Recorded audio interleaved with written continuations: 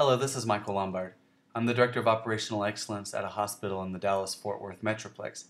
I've been learning about Lean for over 10 years now, the past 4 of which I've spent in healthcare. And most recently, I've been practicing the Toyota Kata approach, and today I'm going to share with you my 3 best coaching kata mistakes. And I call them my best mistakes because these are the ones that have led to the most learning for me. Hopefully you find them useful and maybe it expedites your learning journey. So let's jump in. Just to give you a little background, the challenge for us at my hospital was how to develop coaching kata competency. We were all novices and we were trying to become competent coaches so we could produce some good results. We had no idea how to get there. We didn't have any outside support. So basically we just took a step forward, not knowing exactly what we were going to do, and we started learning a whole bunch from taking that step forward, and that's about the best way. It's just learning by doing. That's what Toyota Kata is all about. Mistake number 1 is shortchanging the true north. I still make this mistake to this day, and what I mean by that is that first step of the improvement kata where you see the direction, I still find myself kind of glossing over that. I'm in a coaching session with the learner and we spend maybe 5 minutes at the beginning of their project just talking in platitudes like your safety project is going to help our quality of care, and so you're well aligned with our strategic direction. And that kind of conversation is really not adding much to the discussion. It's really not helping steer us in the right direction. And I started asking myself, why am I coaching that way? Why am I glossing over this first step? And I think it has something to do with the fact that my learners that I'm coaching, they don't have a clear way to plug and play into the improvement infrastructure of our organization. And I'll explain that a little more on the next slide. In a mature lean organization, you might have a good Hoshin-Connery strategy deployment system, and you might have strategic direction cascading down into value stream transformations, which then in turn cascade down into PI efforts. And you can clearly see how your smaller PI efforts align all the way up to strategic direction. Unfortunately, we don't have this in many organizations. We'd be lucky to have value stream maps in some organizations. And so we as coaches have to help the learner plug and play via other manners, other methods. And it's not always easy, but there are some practical approaches you can take. For example, if I'm the learner or the facilitator for a larger value stream transformation and there's a smaller PI effort below that supports it, I can be the coach for that one, the smaller one. And that puts me in a good position to help the learner on that smaller PI effort connect the dots between what they're working on and what I'm working on in the bigger value stream transformation. That's just one way to achieve alignment. Another way, in a more direct way really, is for the target condition for my big value stream transformation project can actually be the big challenge for that smaller PI effort. In this fashion, the value stream transformation, and specifically the target condition of that, informs the smaller PI effort and provides guidance for it. So if you can combine these two approaches and kind of harness the fractal nature of the Toyota Kata approach, then you're going to definitely help the learner plug and play. So in summary, the lesson learned from this mistake of shortchanging the true north, that first step of the improvement kata, is to, when possible, engage learners on connected improvement efforts. Obviously, we're not going to tell a learner, don't pursue an improvement if we can't show how it's correlated to a big value stream transformation. We want people to pursue improvements, especially in the early going when they're just learning how to use the Toyota Kata approach. It's okay for them to practice on some disconnected, standalone improvement efforts. But when possible, we do want to provide a platform. We do want to help these learners connect their improvement efforts to the bigger strategic direction of the organization. The second mistake is what I call rushing to the 5 questions. So with the coaching kata, there's the planning phase and the execution phase. During the planning phase, this is when the learner is performing the first 3 steps of the improvement kata, and the coach is doing general instructing and coaching, providing some just-in-time lessons, various tools that might be needed for the planning phase. And overall, this is the less structured of the 2 phases for the coach. In the execution phase, however, we have the daily coaching cycles. We're asking the 5 questions. It's much more structured, much more straight to the point. And I was rushing to this execution phase and kind of pushing the learner there because for me as a coach, I was entering the coaching comfort zone. And this is something you want to avoid if possible.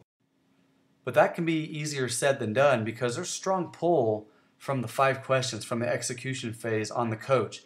When you're in that planning phase and you're asking, what questions should I be asking the learner? I don't have a script. I'm not exactly sure what I should be asking here. That's difficult. Whereas the 5 questions is kind of like a warm blanket.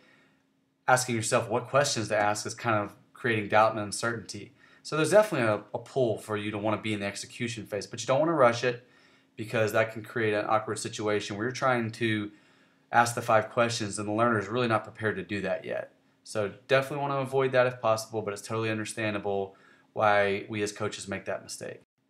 So the lesson learned here from this mistake of rushing to the 5 questions, which I did a lot in the early going as a coach. This was much more prevalent in the first couple months of being a coach, and it's kind of died down a little bit as I've become more comfortable in that planning phase. But the lesson learned is don't be afraid to go off script early on. Keep it a little bit casual. Break the ice at the beginning of your coaching session. And whatever you do, just don't pull out the 5 questions pocket card during the planning phase and expect to get concise answers. Just kind of be a little more flexible.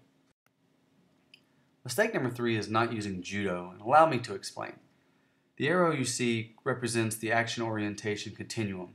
On the left, you have analysis paralysis, which is being too hesitant to jump into action. And on the right, you see jumping to solutions, which is being too eager to jump into action before you've properly understood things. In healthcare, based on my experience, I would say clinicians tend to fall on the right side, and that's okay as long as they're not jumping to solutions. We can actually use their bias for action in a very productive manner. It's easy for us to understand why clinicians have a bias for action. They're caring for patients, they're dealing with emergent situations. They have to jump in and get going and solve problems on the fly without doing a bunch of planning. So that can be a problem if they're jumping to solutions on a process improvement effort. But if we use Judo, if we kind of use their momentum in a productive manner, then we can actually help them along in their process improvement journey. Think about it this way. If they're doing a plan, do, study, act cycle, as coaches, we're definitely going to tell them, first, do a thorough plan phase. Define the problem, analyze root causes, identify countermeasures, and then we can talk about implementation. Often as coaches, we're like throttling their enthusiasm to get into the do phase. And you need to do that, of course.